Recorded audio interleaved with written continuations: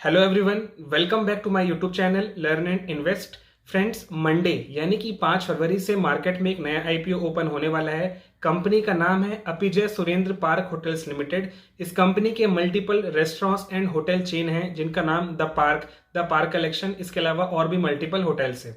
आज के इस वीडियो में हम इस कंपनी के बारे में सभी डिटेल्स को देखने वाले हैं कि कंपनी क्या करती है, कंपनी का बिजनेस मॉडल कैसा है एंड रेवेन्यू कैसा है। एंड हम ये भी डिस्कस करेंगे कि हमें इस आईपीओ में अप्लाई करना चाहिए या फिर अवॉइड कर देना चाहिए। तो चलिए आज का वीडियो शुरू करते हैं। सबसे पहले हम ये समझ लेते हैं कि कंपनी करती क्या है। Apeejay Surendra Park Hotels Limited basically hospitality business में है, यानी कि इनके multiple restaurant and food chain available हैं। इनके जो ब्रांड नेम्स हैं वो the Park collection, zone by the Park के नाम से आपको मिल जाएंगे। एंड इसके अलावा company food and beverage industry में भी है एंड इनका ब्रांड नेम है फ्लरिस। अगर हम कंपनी की वेबसाइट को विजिट करें तो आप यहाँ पर इनके होटल सेक्शन में देख सकते हैं the park Bangalore, the park Hyderabad, इसके अलावा मुंबई, कोलकाता, चेन्नई एंड विशाखापट्टनम, इसके अलावा कलंगुटे जो कि गोवा में है। इसका ये मतलब है कि कंपनी के जो होटल्स हैं वो ऑल इंडिया अलग अलग सिटीज़ में हैं एंड मेजर सिटीज़ में भी हैं। एंड अगर ब्रांड नेम्स की बात करें तो वो भी आप देख सकते हैं the park hotels, the Park collection, zone by the park, zone connect bye the park. And इसके अलावा इनके कुछ अपकमिंग प्रोजेक्ट्स भी हैं जैसे कि रान बास पटियाल। तो इन सभी तरह के जो होटल्स हैं उसकी ये कंपनी सर्विसेज प्रोवाइड करती है। एंड अगर इसके अलावा हम कंपनी के बाकी नंबर ऑफ रेस्टोरेंट्स की बात करें तो मार्च 2023 तक कंपनी के 80 रेस्टोरेंट्स है जिसमें कि नाइट क्लब्स और बार्स भी आ जाते हैं।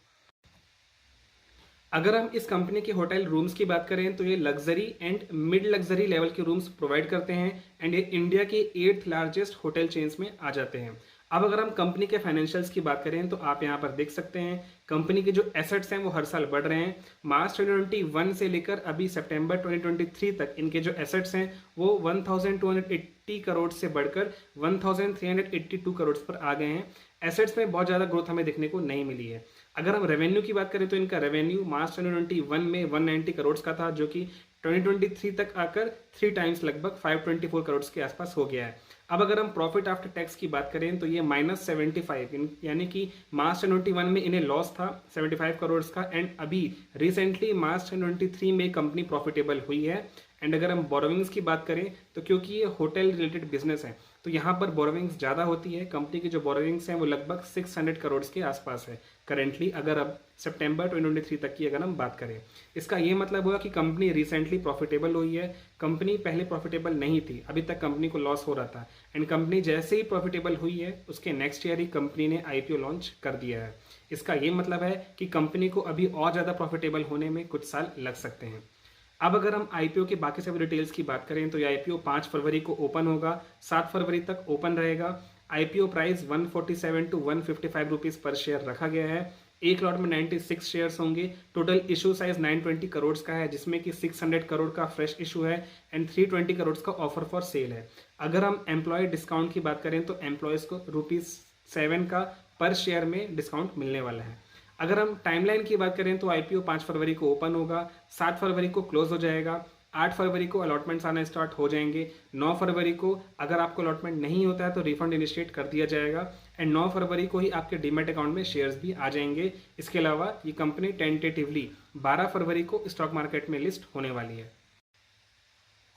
अब हम इस आईपीओ का करंट जीएमपी यानी कि ग्रे मार्केट प्रीमियम भी देख लेते हैं जिससे हम ये समझ आ जाएगा कि ग्रे मार्केट में इस आईपीओ की कैसी डिमांड चल रही है। इस आईपीओ का करंट जीएमपी 70 रुपीज़ चल रहा है, यानी कि अगर हम पर lot expected listing gains check करें तो हमें एक लॉट में 6,720 रुपये का प्रॉफिट बता रहा है। इसका ये मतलब हुआ कि एस्टिमेटेड लिस्टिंग 45.16% के आसपास का है। सो अब हम ये समझ लेते हैं कि हमें इस आईपीओ में अप्लाई करना चाहिए या फिर अवॉइड कर देना चाहिए। सबसे पहले हम ये देख लेते हैं कि लिस्टिंग गेन के लिए हम इस आईपीओ में अप्लाई कर सकते हैं या नहीं। उसके पहले अगर मैं आपको इस आईपीओ के वैल्यूएशंस यानी कि जो आईपीओ का प्राइस रखा गया है 155 रुपीज़ उसकी बात करें तो इसका जो वैल्यूएशन है वो ना तो बहुत ज़्यादा हाई है compare to other peer competitors जैसे कि लेमन ट्री, इसके अलावा इंडियन होटल्स। अगर हम उनसे कंपेयर करते हैं तो इनका प्राइस बैंड बहुत ज़्यादा भी नहीं रखा गया है एंड बहुत कम भी नहीं रखा गया है, बट लिस्टिंग गेन का बहुत ज़्यादा स्कोप नहीं छोड़ा गया है। अगर करंट जीएमपी के अकॉर्डिंग देखें तो ये 40% के आसपास का निकल कर आता है। इसका ये मतलब हुआ कि इस आईपीओ में अगर आप लिस्टिंग गेन के लिए अप्लाई करना चाहते हैं तो अभी करंट जीएमपी को देखते हुए इसमें लिस्टिंग गेन के लिए अप्लाई किया जा सकता है। इसमें हमें 40 to 50% तक का लिस्टिंग गेन करंट जीएमपी को देखकर मिल सकता है। बट किसी भी आईपीओ में अप्लाई करने से पहले उस कंपनी के बारे में सभी डिटेल्स ज़रूर चेक करें, क्योंकि जीएमपी आने वाले दिनों में आगे कम भी हो सकता है एंड बढ़ भी सकता है। इसलिए अगर आप इस आईपीओ में लिस्टिंग इन के लिए अप्लाई करने का कंसिडर कर रहे हैं, देन इसके लिए आपको 3rd डे तक का सब्सक्रिप्शन स्टेटस देख लेना चाहिए। इसके अलावा इस आईपीओ की एंकर लिस्ट कैसे निकल कर आती है, उसके बाद ये डिसीजन लेना सही रहेगा कि हमें इसमें लिस्टिंग गेन के लिए अप्लाई करना है या नहीं।